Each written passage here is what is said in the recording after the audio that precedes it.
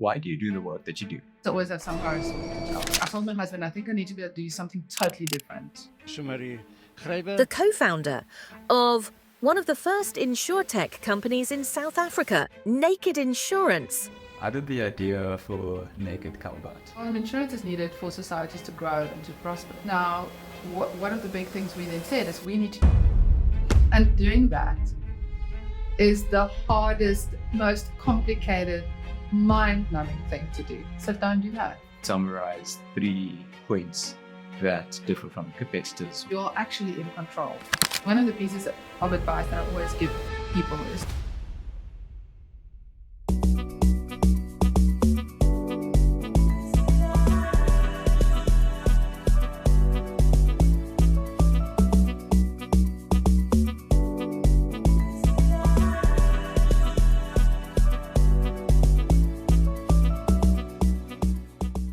Sumarie, why do you do the work that you do?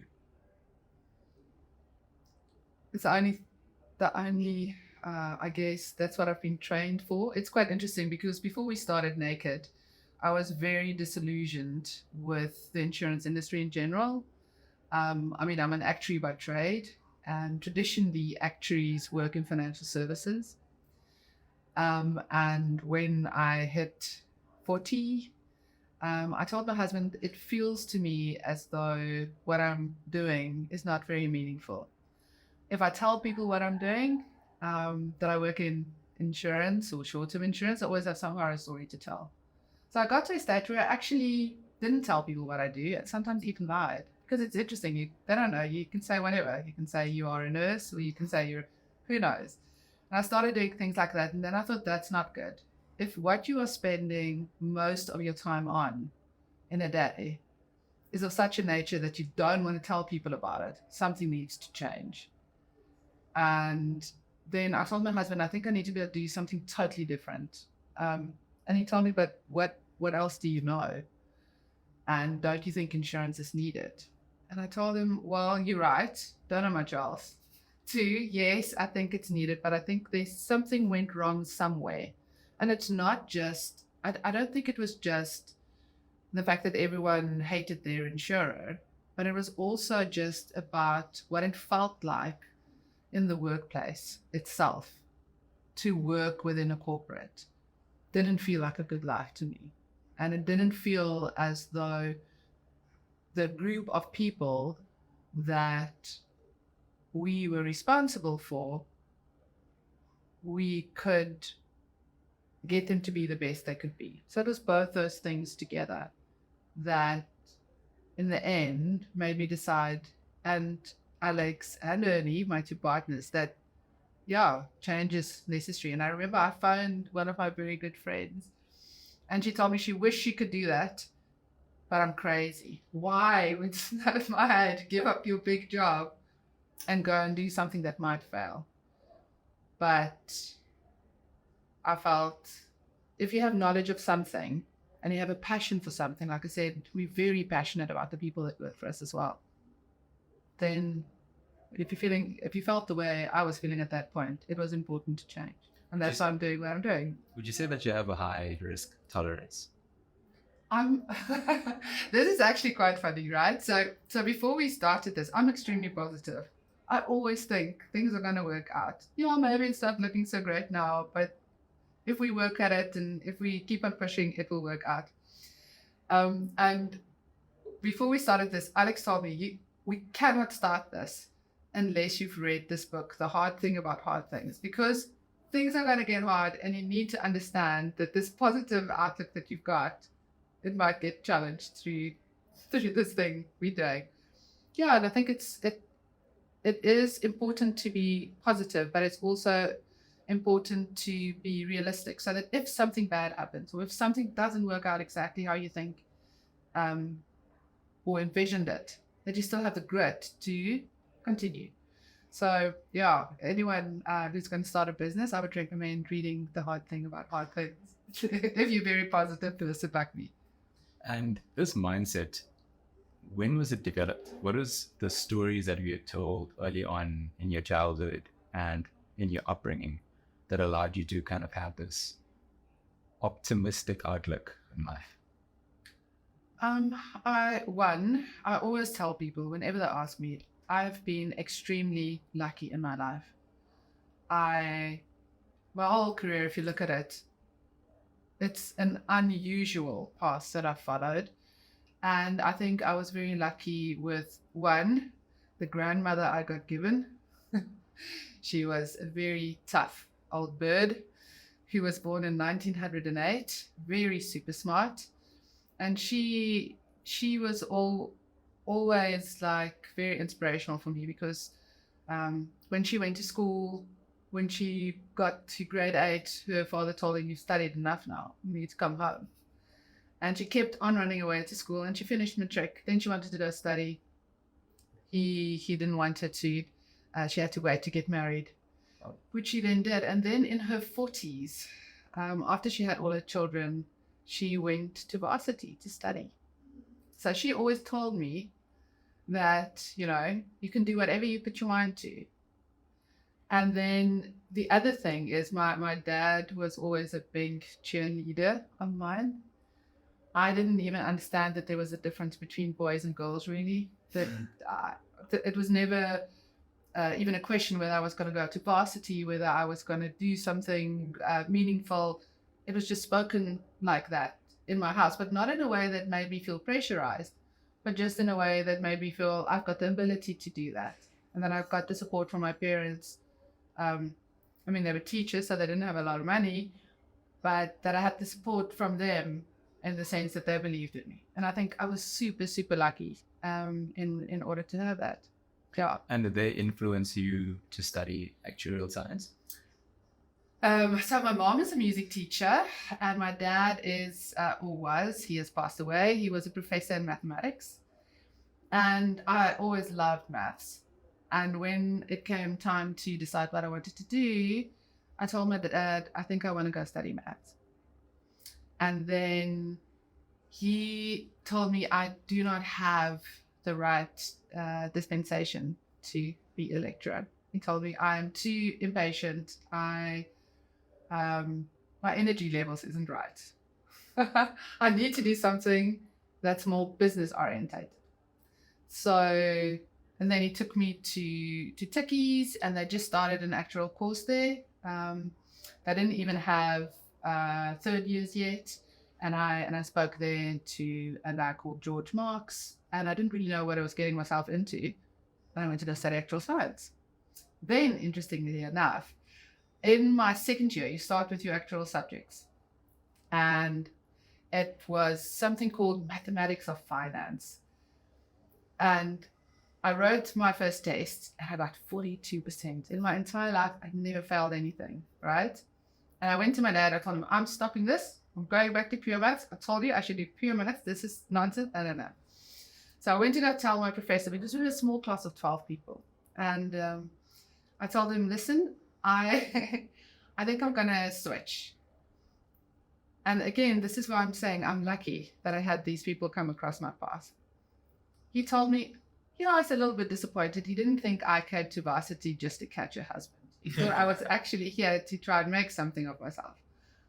I was so offended and so angry that I stayed. Just to prove a point. and qualified, yes. So I was lucky that, the different kind of people that came along my path, I guess. Yeah, you definitely showed him. Yes, I did show. Fast forward a bit, you worked for 6 years before leaving that job in Johannesburg. Yes. To start your first business. Yes. What made you want to start that first business? It's an interesting one. I felt where I was at that stage at Swiss Re. Swiss Re was a really good experience for me. I got a lot of international exposure. I traveled a lot, was given responsibility very early on. It was really, really good. But I felt as though I wanted to do something else. I wasn't 100% sure what. I remember I went I looked at McKinsey, and and then Stephen, again, the person who gave me my first job, he was like, he feels there's a big gap in the market for consulting. Why don't we start our own consulting business? So we chatted about it for about 6 months, and it just felt like something that I would enjoy, building something from scratch, deciding how we want to run it, deciding who we want to work with. We get to pick who you want to work with, and creating an environment. So we were called Quindium. Why? It's bastardized Latin for fifth day. So how we operated is for 4 days a week we build. 1 day a week was for research or your passions, what you wanted to know more about. And that just felt like an environment that I would enjoy. And I actually did. I loved working for Quindium for the 11 years that we did. 10 and a half, yeah. It was really cool. And you also met your current co-founder, Alex, at Swiss Re. Yes, that is correct. I read Swiss Re. Yeah, Swiss Re. At Swiss Re. Yes. And then, of course, you guys started the first business. Yes. How did you know that, in terms of compatibility, that you were a good fit in terms of co-founders? It's an interesting one. I always say that picking your co-founders carefully is very important. So I'm not saying everyone that started Quindium together was a perfect fit. A lot of them dropped off quite quickly because we didn't really fit that well. But the ones that stayed, you need to look for people that have similar values to you, and that where the same things are important to you. And they also need to complement you. You should have different skill sets. And now you're saying, well, we're both actuaries, or all three of us actually at Naked are actuaries, but we're very, very different. All three of us are very, very different because there's different requirements within the business. And you must make sure with your founders that you cover that whole broad spectrum. And so therefore it's sometimes tricky. I think some people were quite upset that when we didn't ask them to join us, but it just felt as though there was too much overlap in skill set, and we started Naked for some people that might have seemed like an obvious choice to join us. Yeah. And exiting Quindium, what did you learn in that sale, and what lessons can you share with us?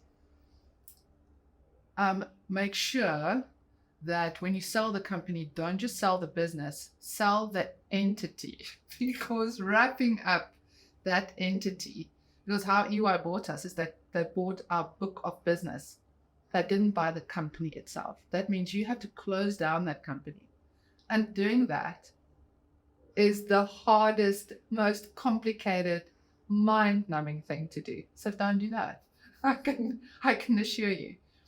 And also, make sure that everything that, all the terms, all the restraints, everything like that you can actually live with those things. Because sometimes you're thinking, oh, well, I don't really like that, but I'm sure it can't be that bad. No, think about it very, very carefully in the contract to make sure that don't just look at the numbers of what they're going to pay you. Also look at what the strengths are that actually comes with it, whether you're comfortable with that, and if you can live with it. And did you have to work at EY when they actually bought you? Yes. So we did have contractual obligations in order to for the sale to go through. Yes. So Alex and myself joined at EY, and the other partners went to the other business that was linked into Quindium at that stage. And now getting into the big corporate and the big four of accountant firms in the world, that environment is very different, as we were speaking about before we started. Once more, what lessons did you learn in that? I think I grew up a lot at UI. I think I learned a lot about how to do complex selling in a lot of ways. Because at Quindium, we did a lot of smaller contracts, if that makes sense. If some retirement home came to us and they wanted us to do a calculation and they didn't have money, we would do it. Or it was a lot simpler. Now at EY, you are part of a joint skills team that will go into a big financial institution like a bank, like ABSA or FNB or Old Mutual. And as a team together, you're actually trying to sell the vision and the services to the corporate. And that that was very interesting for me. I've never worked together across skill sets as much as that. And also how to actually interact and behave in a big boardroom full of senior executives. So it was really a very, very good experience from that perspective, and very good for your self-confidence. EY is really good at growing you as well. So say, for example, before you went in for a big pitch, it's actually amazing how they run these things. The whole weekend before, the Saturday and the Sunday, the whole team will be there. And we will have, at that stage, and Jen Sita was the CEO for EY Africa. He would be there. He would be role-playing that he's the chairman of the board, and he will ask you a question, and you will practice how you will respond to that. So when you go in, you're super prepared. You're comfortable. You know how to prepare for something like that. And I think that helped a lot when, even to today, when we're pitching to VCs, that we're trying to sell our ideas to them, raising money. So EY really was a good learning school for a lot of that, to be honest. What is the culture like? EY has a lot of good people working there. I still have a lot of friends that work there. It's a very extremely professional culture. Of the big four, I think they have the most relaxed culture. They're also very, very focused on things that really resonated with me. They have a program for disadvantaged people across the continent that has really high potential. And how they support them is just amazing. The whole premise behind it is that you can't start supporting people when they get to varsity level. You actually have to start supporting them earlier than that. And it's not just financial support that they need. You need to help them how to interact socially in a professional environment, how to do basic things like order off a menu in a restaurant, how to speak to your co-workers that might be of a totally different background. And that kind of approach, I would say, is one of the things that made them stand out for me from a lot of the big four. Now, obviously, it's a corporate. It's very difficult to take responsibility properly in a corporate. There's always, you get given responsibility, but you don't get given the autonomy to fully execute on it. Because of the fact that you can't make certain decisions, and that was always hard. I found that really hard. Building a business where you don't have full autonomy is really, really hard. And within EY, how it works, because I was not in audit, I was in advisory. So every partner runs their own little business in terms of their own little team. They're responsible for profitability. They're responsible for recruitment. They're responsible for landing and bringing in business, doing so efficiently, doing the billing, all of it. But there's still the big mothership that needs to be consulted on some decisions. And what is very hard for me is if people that don't have the right context on the floor is making the decision, sometimes it's not the right decisions to make your business grow. It might be the right decision for the overall company, but it might not be the right decision for your little business within that company. Yeah. How were they able to still remain a big four with these bureaucratic processes and all the kind of internal challenges that you're describing? I mean, big audit businesses need to have a lot of bureaucracy around them. I'm not always sure if advisory fits in very well within the big four. And it's very often why, if you look over the years, advisory has been sold off, and then they start advisory again within the audit firms, and then they sell it off again because it doesn't really fit. But if what you're doing is mainly audit work, I mean, that's very rules-based. You have to be very strict.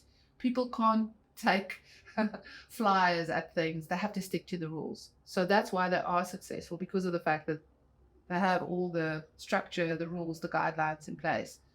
But I don't think that works very well for advisory businesses. But for audit, yeah, it works really, really well. Even with those processes, do you not think that there is a fear of disruption?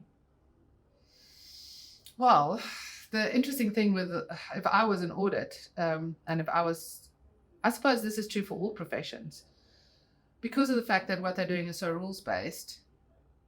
I don't believe that you will need less and less people to do it. You'll have AI doing it in the near future.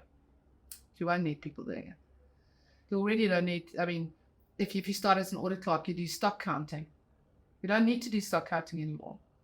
The AI can do it. You take pictures, it counts the stock for you. So it's going to be an interesting one, and I do think the industry is ripe for disruption as a result of this. But you can say the same for the legal profession. You can say the same for many professions. Exactly. How did the idea for Naked come about? So as I said, I think when I hit my 40s, and I decided, when my husband asked me that insurance is needed, he asked me, why do people need insurance? I told him insurance is needed for societies to grow and to prosper. That's why it started. I mean, insurance started with ships, right? Where they together pooled, and if one of the ships went down, all of the other ships that were in the pool helped replace the cargo. And it's just so that the whole community is not poorer after a big event like the big hailstorms we had now in November in Gauteng, or the floods in KwaZulu-Natal. That's what insurance is needed. But something went wrong somewhere along the line with how the business model works. And then he told me, then why don't you guys change that? Why don't you do it in a different way? And we spoke about it a lot. We actually, as part of working at EY, you do a lot of surveys, customer surveys, and insurance is always like right at the bottom of the trust. And then you start asking people why. And we came to the conclusion that the big thing here is the way in which insurance makes money, in that the less you pay in claims, the more you make in profit, right? Because that's just how the model works. Now, one of the big things we then said is we need to change that. We need to change how the business model works. If that is our problem set, how do we change that? And the big thing is technology gives us the opportunity to do that, because we're operating like a technology company. We take a fee for the platform, for the use of the platform.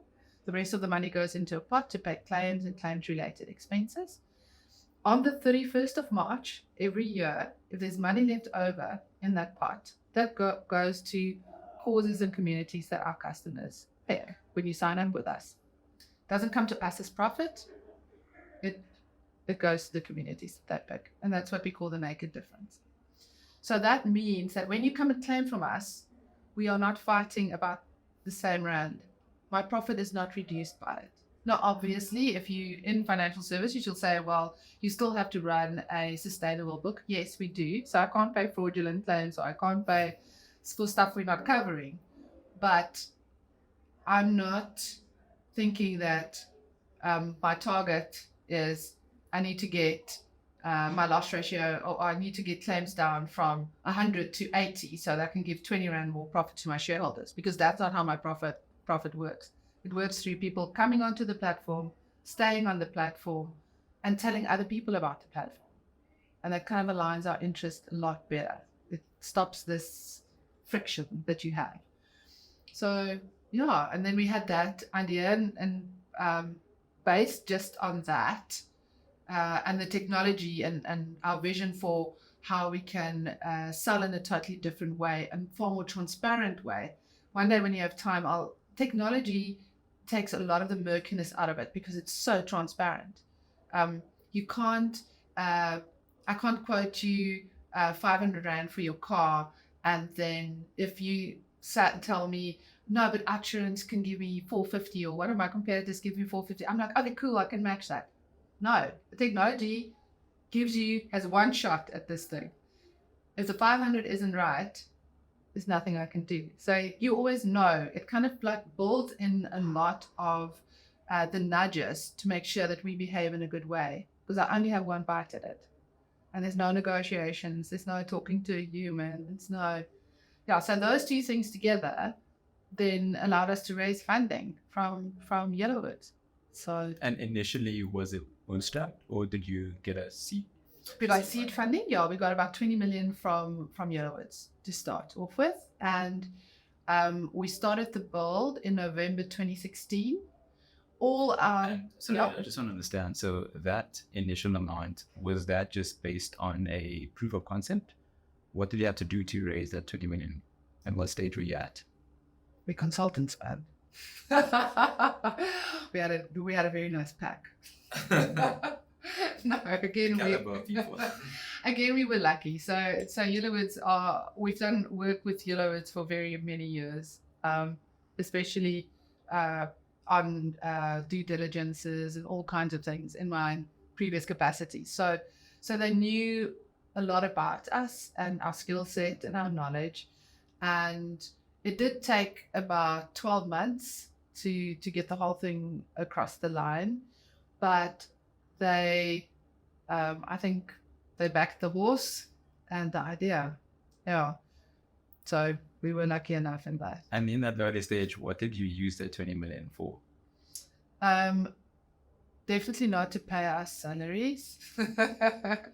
So we got a very small team together, and we used a lot of that just for building the software and doing a lot of prototyping, user testing, experimenting with marketing.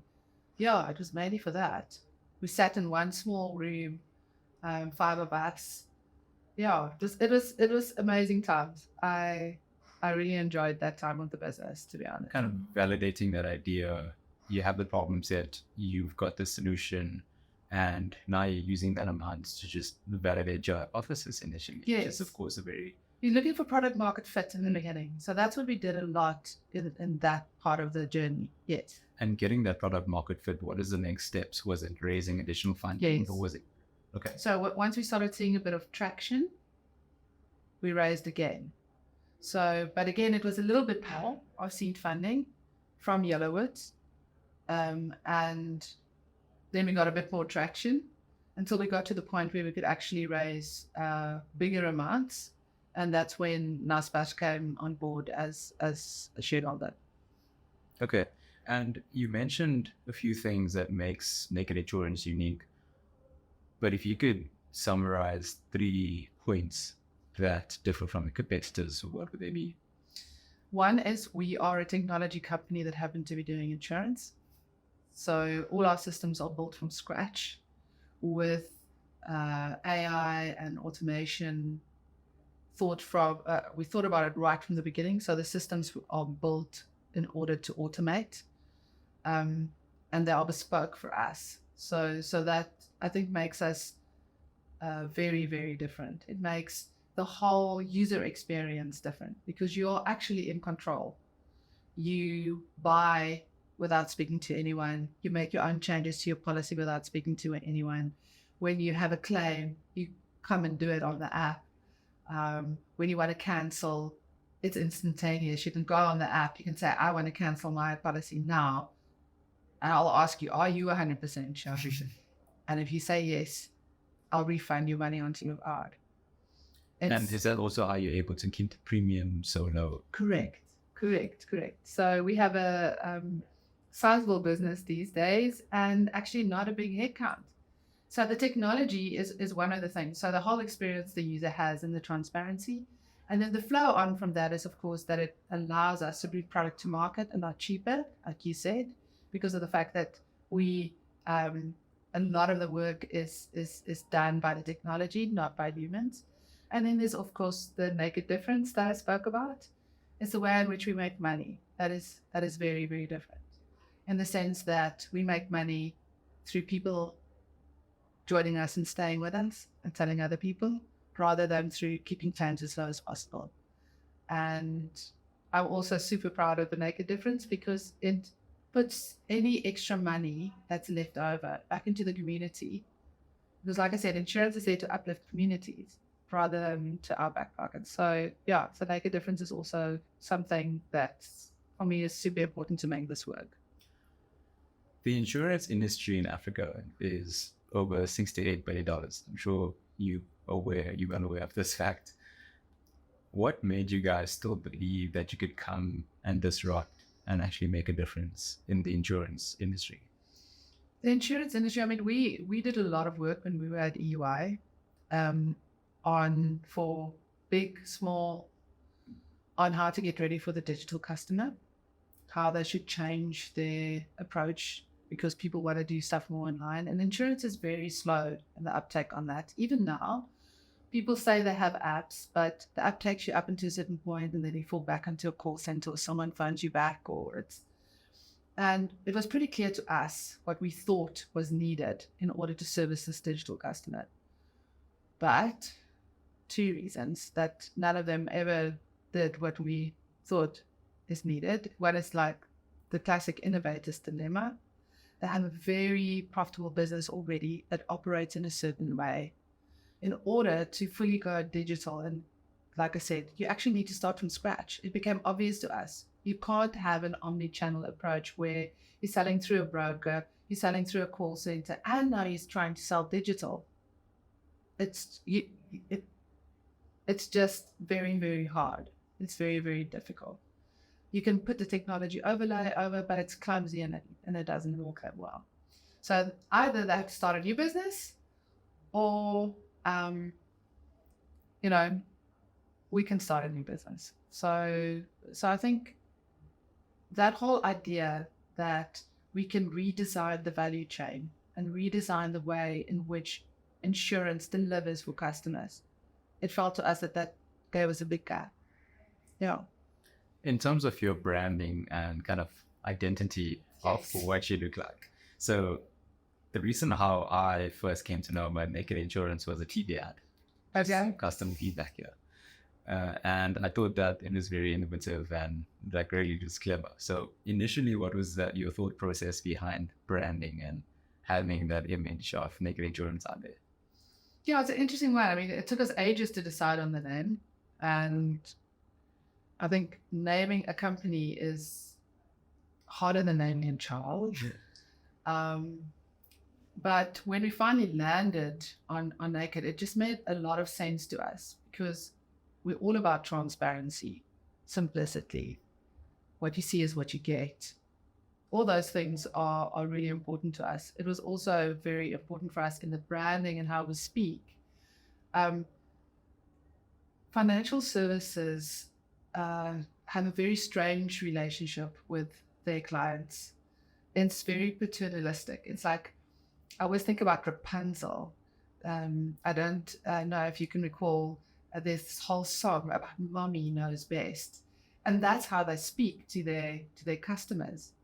It's like, we hear you a little bit low. We know, we'll tell you what the right thing is.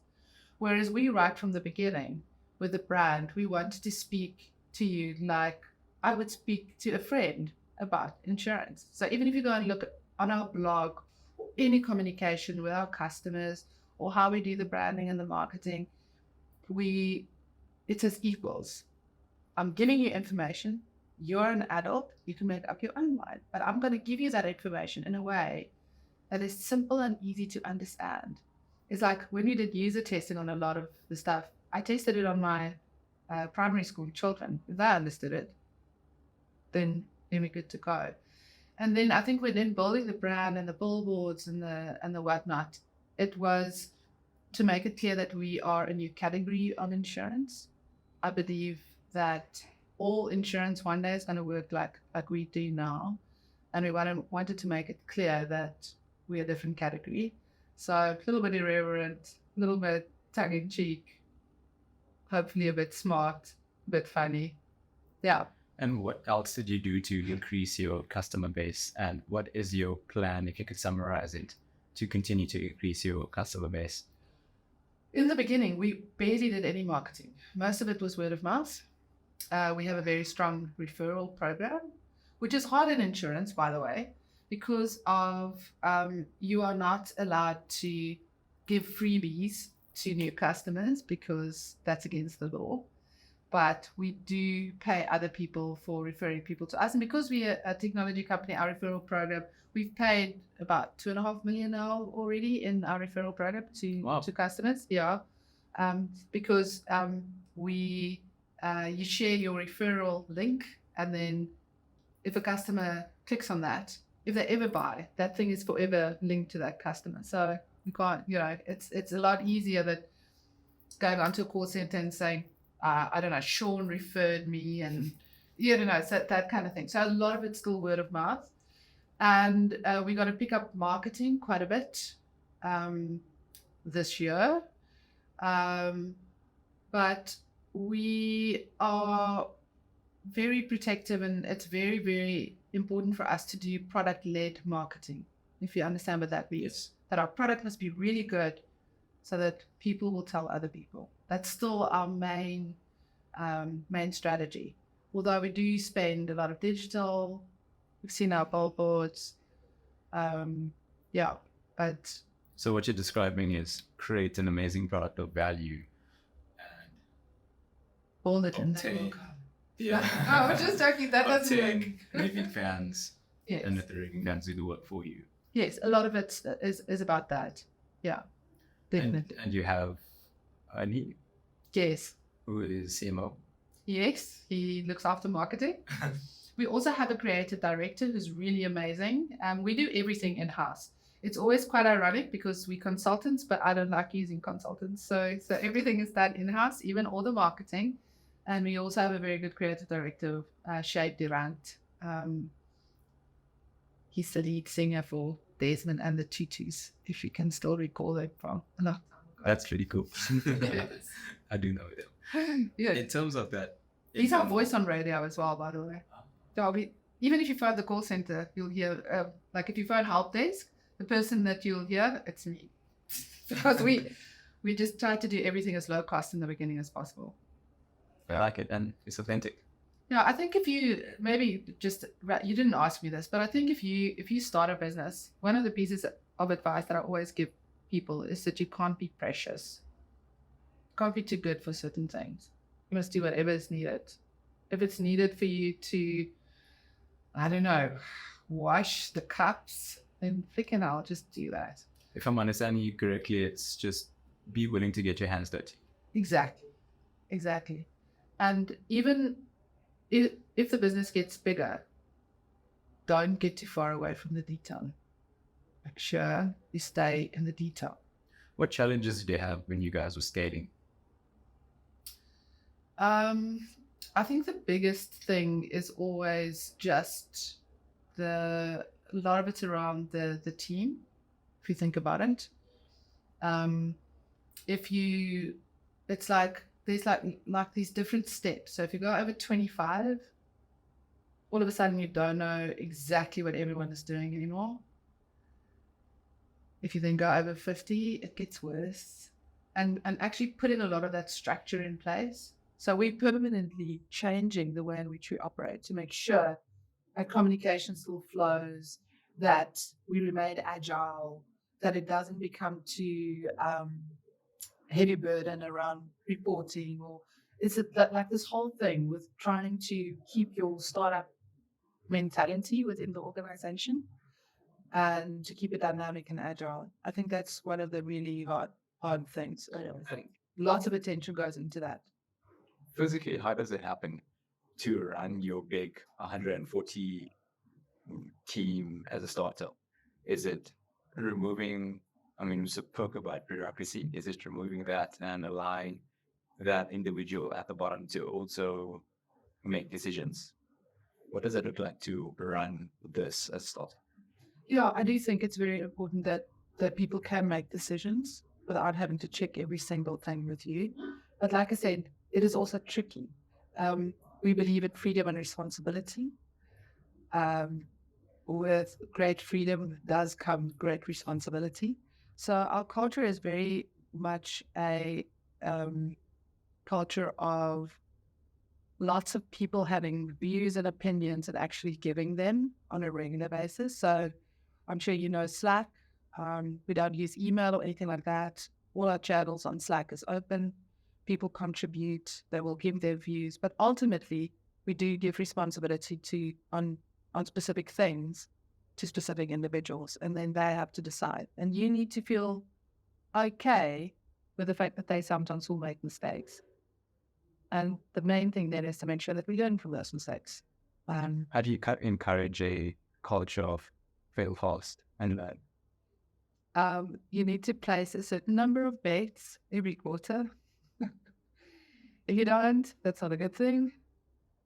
If you do, and you fail at all of them, that's not a good thing. Give me an example of a bet. Oh, we've done lots of competitions, for example, and then it just doesn't work so well. We have permanent, like we had, this is now boring because it's technology, but we were talking about this again the other day. This whole story about whether you should have a release training for the app. And it is something we've tried, and it's not working so well. There were lots of different views on it. Should we, shouldn't we? And the end, the person who had the responsibility for that, Alex didn't think it was a good idea, still went and did it. And I think, looking back on it, maybe it wasn't such a good idea. Now we'll rethink it. It's not the end of the world, right? Yeah, or I signed up someone to do something for us.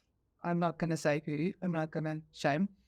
And I really did not have that experience to fully understand the fee structure. Wasn't great.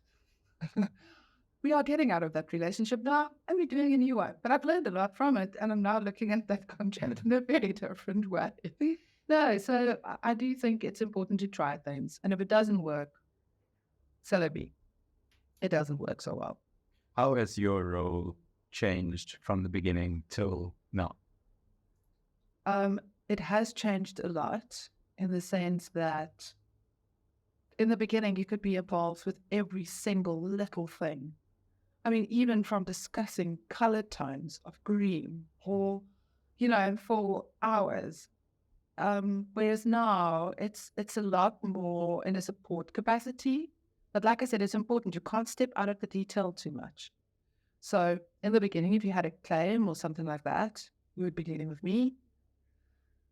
Not going to be dealing with me anymore. I have lots of people that can't do that and are far more expert at that. But it's what's now nice these days is we have a group of individuals that are extremely invested in what we're doing. They believe in what we're doing. They're competent. They build skills. And it's more about supporting them and growing them. But in order to support them in the right way, you need to understand the detail. Otherwise, you don't have the context. And you're not going to support them and give them good advice. But it's a lot more about advising, giving views, saying, have you thought about this? How are you going to handle it if this happens? It's a lot more asking questions and supporting them in that way. Yeah. I've heard that as you grow from a startup to a scale up and eventually a large corporate, if that is the goal, you become an early stage founder / entrepreneur and getting their hands dirty to an recruiter who recruits the best and enables their team to do the work and provides that kind of safety and support for their team. Do you feel like there's anything that you have learned in this journey that you could share with us? I think the recruiting one is a very interesting one. Even to this day, no one comes to work at Naked if they haven't been interviewed by Alex or myself. I always say, hire in haste, repent at your leisure. So, being careful about who you hire, making sure you hire the right people, even if it takes you longer than you would want. Don't hire the wrong person. And I think one of the things I've learned is if you're interviewing someone, and it's not all about liking them or them being exactly the same as you, but you need to think, am I going to look forward tomorrow to working with this person? If that answer is no, don't hire them. Even if they're competent, don't hire them, because there's probably been something off. They've got to come and bite you in the butt tomorrow. The other thing is, if you hire very competent people, they have strong views on things as well. And as a founder, you are extremely passionate about your business. And you also have very strong ideas. But I think the thing is, if you hire really competent people, you must make sure that you don't. It's good to have strong ideas, but that you should hold them lightly and be open to really listening to the people that you've hired and really being open to their thoughts and their ideas as well. Then you actually can create something amazing. And rather just you being very firm on this is the right way, this is how we're doing it. I think it's really important to develop that skill of holding your ideas lightly. Yeah. Not being so attached. Yes. And that's hard, man. That is super hard. It's a human problem, Yes. not just a business problem. Yes. And that's hard. As you grow, that's hard. Because you've got a lot of competent people now that might know more about something than you do. So make sure you listen to them. Yeah. Next steps. What's the next steps? And what's in the pipeline? Think in the brain, right? Yes. Yeah, exactly. So what are we going to do today? Take over the world. So we're super ambitious. So we want to be the biggest personal lines insurer in South Africa. We also have ambition outside of South Africa. So I want to continue growing the business, but in a way that continues to allow us to add value, to create a good work environment for the people that's working for us and actually get a good product into market. There's lots of stuff we can still do. We're super excited about some of the stuff we're going to do.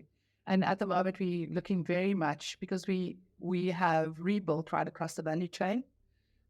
We've only now started the journey of looking at procurement. That's all our service providers, our panel beaters, et cetera, to see how we can actually change how that's operating as well. Totally taking a fresh look at it. That's why we haven't hired a lot of people that has any insurance expertise. It's good to bring in people that know nothing about your industry because they won't be caught up in the old ways of doing things. And that's why it's also important not to hold on too tightly to your ideas as a person who knows a lot about insurance. So I'm super excited about this phase to see what we can actually do with it. If we do it really well, I think it's going to speed up claims a lot and actually reduce claims costs. And then the most important thing, allow us to bring product to market even cheaper. So that's the big.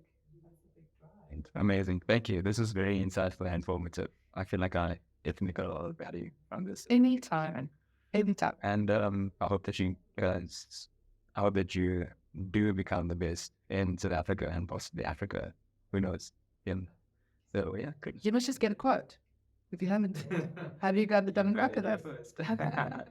No, you must just get a quote with us. I promise no one will phone you. We have not sold a single policy over the phone, ever. So you can relax, do it whenever you want, and check us out. Thank you. Cool.